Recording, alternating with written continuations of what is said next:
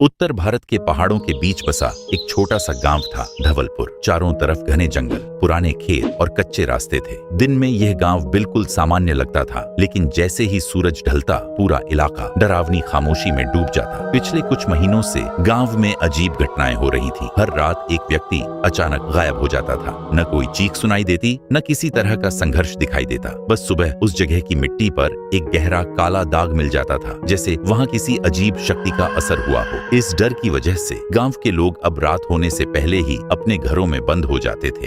अर्जुन कई सालों से शहर में रह रहा था, लेकिन अपने चाचा की मौत के बाद उसे अपने पारिवारिक खेतों और घर के कागज पूरे करने के लिए वापस गांव आना पड़ा। शाम ढल चुकी थी और हल्की धुंध सड़क पर फैल चुकी थी। अर्जुन एक जीप में बैठकर गांव की ओर जा रहा था। सड़क के दोनों तरफ ऊंचे ऊंचे पेड़ खड़े थे और हवा में अजीब सी ठंडक महसूस हो रही थी। जीप का ड्राइवर पूरे रास्ते चुप था। लगता है यहाँ तो रात में कोई दिखाई ही नहीं देता। साहब, अगर हो सके तो रात में घर से बाहर मत निकलना।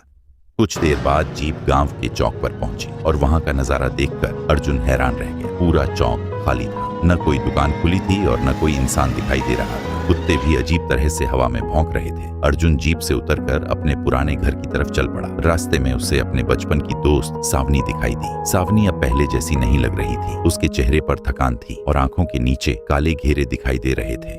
तुम इतने साल बाद यहाँ क्यों आए हो? बस खेतों के कागज का काम है और 2 दिन में वापस शहर चला जाऊंगा। लेकिन यह गांव इतना सुनसान क्यों है? यहाँ हर रात कोई ना कोई आदमी गायब हो जाता है। शायद गांव वालों ने कोई डरावनी कहानी बना ली है। यह कहानी नहीं बल्कि श्राप है। उस रात अर्जुन अपने पुराने घर के कमरे में सोने की कोशिश कर रहा था। बाहर धुंध छाई हुई थी और खिड़कियों के पास से गुजरती परछाइयां दीवारों पर अजीब आकृतियां बना रही थी। कभी ऐसा लगता जैसे कोई हवा में धीरे धीरे फुसफुसा रहा हो और कभी ऐसा लगता जैसे कोई उसका नाम पुकार रहा हो। अर्जुन ने खुद को समझाया कि यह सब उसका वहम है और आखिरकार वह किसी तरह सो गया। अगले दिन वह गांव में घूमते हुए एक बुजुर्ग तांत्रिक बाबा से मिला। बाबा ने उसे देखते ही गंभीर आवाज में कहा, तुम्हें यहाँ नहीं आना चाहिए था। आखिर यहाँ ऐसा क्या हो रहा है? तब बाबा ने उसे सालों पुरानी सच्चाई बताई। उन्होंने कहा कि बहुत साल पहले अर्जुन के परिवार ने अपनी जमीन बढ़ाने के लिए उस जगह बने एक प्राचीन देवस्थान को तुड़वा दिया था। उस देवस्थान में एक रक्षक आत्मा रहती थी जो पूरे गांव की रक्षा करती थी। मंदिर टूटते ही वह आत्मा कैद हो गई और अब वह हर रात एक इंसान की आत्मा खींचती है ताकि अपनी कैद से मुक्त हो सके। यह सुनकर अर्जुन के मन में डर बैठ गया, लेकिन उसने सच्चाई जानने का फैसला किया। उसी रात वह उस जगह की तरफ निकल पड़ा जहाँ कभी वह देवस्थान हुआ करता था। गांव वालों ने उसे बहुत रोका, लेकिन वह नहीं माना। रात के अंधेरे में वह उस जगह पहुंचा जहां अब सिर्फ जली हुई मिट्टी, टूटी दीवारें और एक पुराना पत्थर का दीपक पड़ा था। अर्जुन ने धीरे से उस दीपक में आग जलाई। जैसे ही लौ जली, जमीन हल्के हल्के कांपने लगी और हवा में अजीब सी सिसकारियां गूंजने लगीं। तभी पीछे से कदमों की आहट सुनाई दी। अर्जुन ने मुड़कर देखा तो वहां सावनी खड़ी थी, लेकिन उसका चेहरा अब पहले जैसा नहीं था। उसकी आंखें पूरी तरह काली हो चुकी थीं और उसके चेहरे पर डरावनी मुस्कान थी।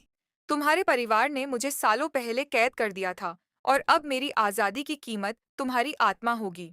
अगली सुबह गांव में खबर फैल गई कि अर्जुन भी उन लोगों की तरह गायब हो गया है जो पिछले कई महीनों से लापता हो रहे थे। अब धवलपुर गांव में डर पहले से भी ज्यादा बढ़ गया। गांव के लोग और जल्दी अपने घरों में बंद होने लगे और सावनी अब रात के अंधेरे में गांव की गलियों और जंगलों में घूमती है, क्योंकि श्राप अभी भी खत्म नहीं हुआ है और कोई नहीं जानता कि अगली रात किसकी बारी होगी।